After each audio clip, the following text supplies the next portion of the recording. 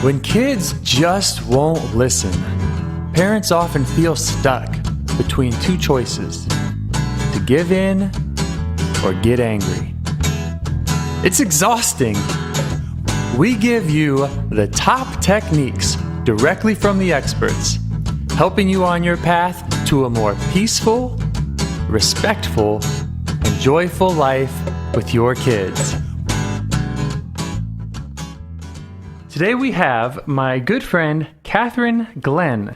Catherine works on a farm in South Carolina. The farm is open to the public, and schools from all over bring busloads of kids to visit regularly. The little ones will enjoy the playground, petting zoo, there's a hayride, but it is a working farm, so the kids could easily wander off or put themselves in real danger without supervision. Catherine oversees the entire process. Now, the kids do have their teachers or other chaperones, but Catherine has also hired a team of teenagers to help her look out for everyone.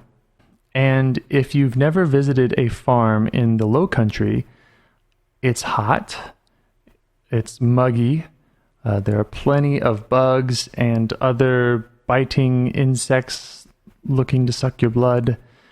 There's a lot of mud and manure. So getting a teenager to put down the iPhone and engage with the world, I imagine, is extra challenging in that environment. Catherine is going to tell us how she keeps it all running smoothly and how she gets her teens to listen. So, Catherine, diving right in, what would you say is the main thing that you have learned from working with kids? Well, James, I'd say that the most important thing that I've learned over the years is that teenagers and children in general are just amazing thinkers when they're given the chance. And they genuinely want to please you and to make you proud when they feel respected. Tell us more about this program at the farm and how it works day to day. So on any given day, we can have hundreds of children cycling through. And there's all these noises and sounds and sights and smells that we usually have on the farm anyway. And then these children are bringing all their own noises and all their own excitement. And it can get pretty crazy pretty fast.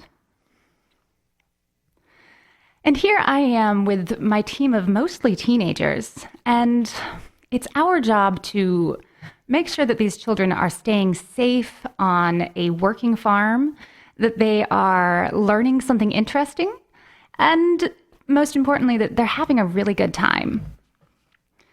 And I gotta tell you, I love working with teenagers.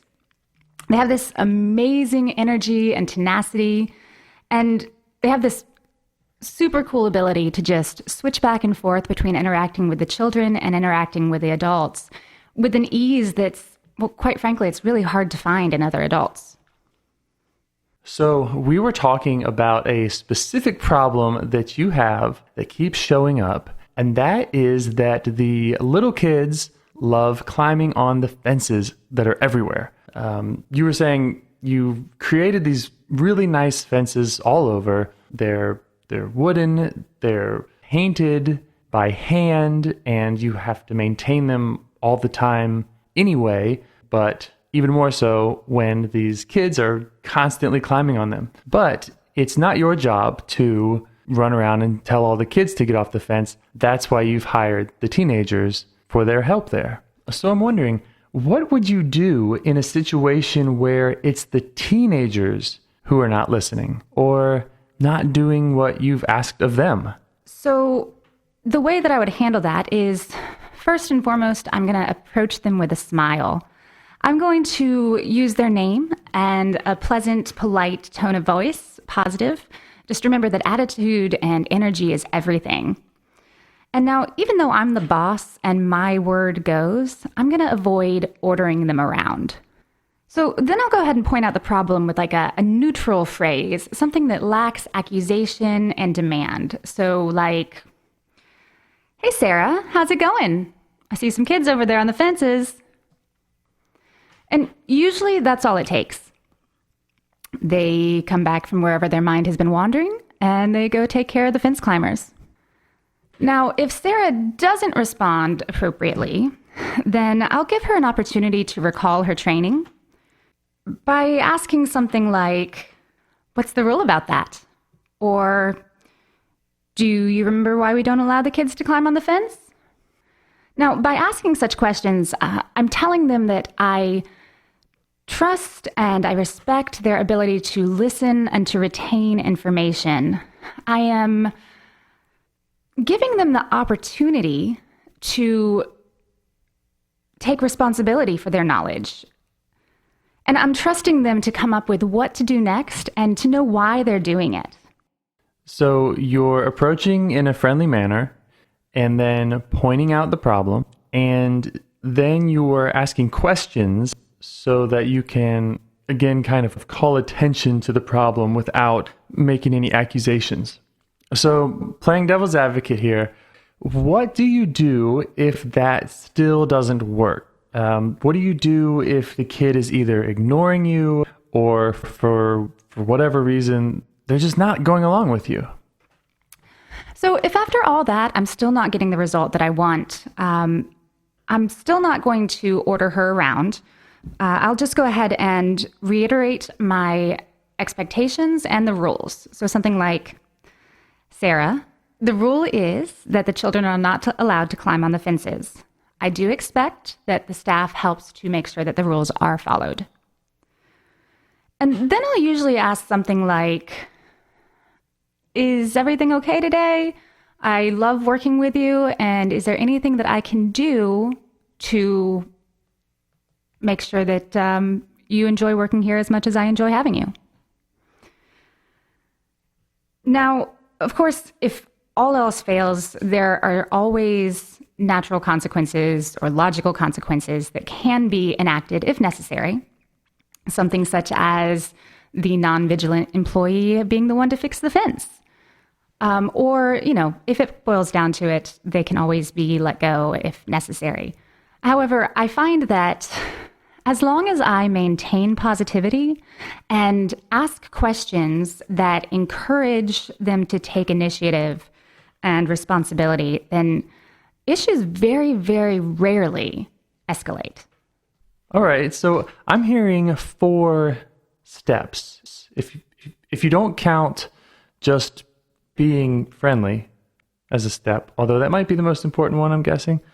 So what I'm gathering is step 1, point out the problem. Step 2, ask a question rather than being accusatory. Step 3 would be to reiterate your expectations. And step 4 is more of what I'm calling a personal appeal, where you feel like you've already done the basics and now it's trying to connect and say, "Hey, what's up? How you doing?" And explaining to them that, you care about this work and you care about them and that you would love to be having a great time with them, etc. It all makes a lot of sense, and I can see it. I can see it working. Something I want to do differently here is ask people to not just tell me what to do, but tell me how to do it.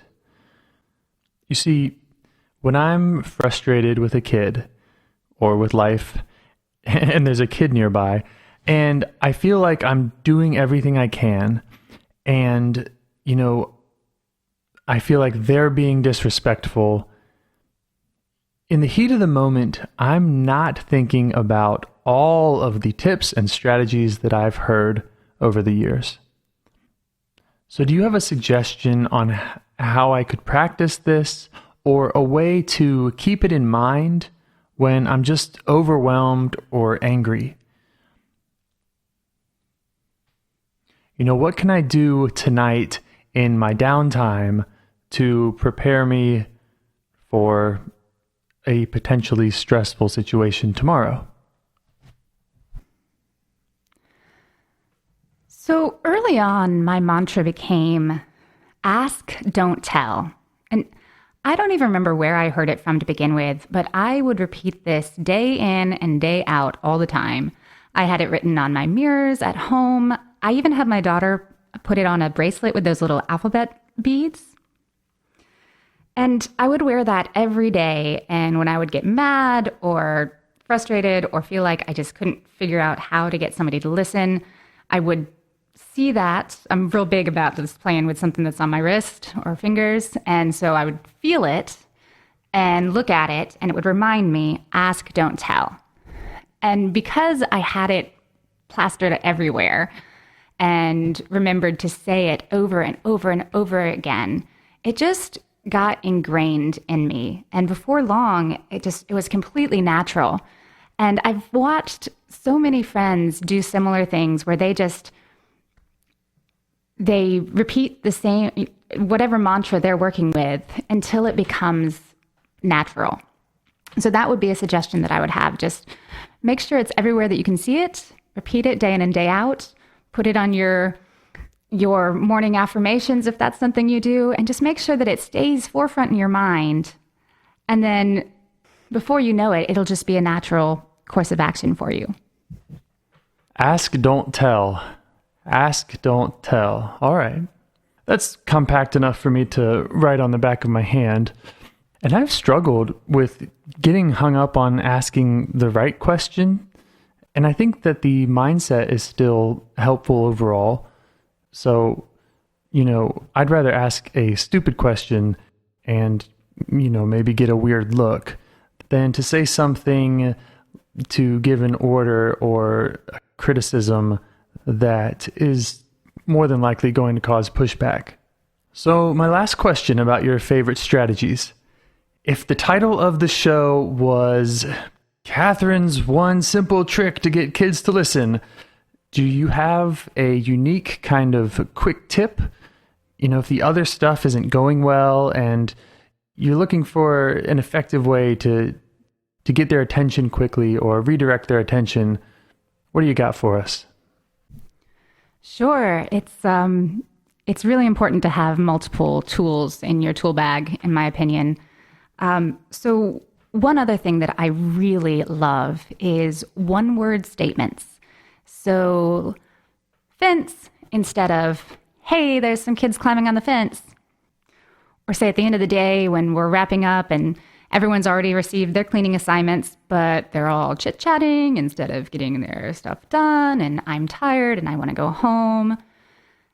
I find it's really effective to be able to smile, point, and say, trash, or dishes, or something like that. And this is a great way to just bring their attention back around to what they're doing. And I find this works really well with my guys and girls that have been with me for a long time because, I already know that they know what they're doing, but they just got distracted, and we all get distracted. So this is a great way to just bring their attention back around and get them going again without nagging. Now, I also find sometimes that when I'm angry, this technique is probably the best thing that I can do, because a simple phone or customers, something that I'm able to show the emotion that I'm feeling, but I avoid making a fool of myself and damaging the relationship that I have with my guys and girls. And it still allows me to convey the need without making demands and remind them of what they're supposed to be doing in a way that makes it easy for them to listen. Yeah, I like that you have that advice for when you are mad, keep it to one word. Because, right, later they're not going to be saying, oh, I can't believe you said that terrible thing to me, you're so awful. If it's literally one noun, it can only be so terrible. Even if you say it in kind of a gruff tone. Catherine, last question. What's your favorite resource to recommend to people working with kids? My favorite book is called How to Talk to Kids So They'll Listen and How to Listen So They'll Talk by Elaine Faber and Adele Maslish. And it actually includes a lot of the steps that I've given today. But in my opinion, it's a must read for all adults that work with kids or have children. It revolutionized my life, and I now give it as a baby shower gift to all my girlfriends that have children. And I just think it's one of the best tools that we can use. Yes, a classic. It's been around for a while, and it is brilliant. It has the comics and cartoons in there so that your 5-year-old can read along and hold you accountable for the things that you are doing wrong. Just kidding.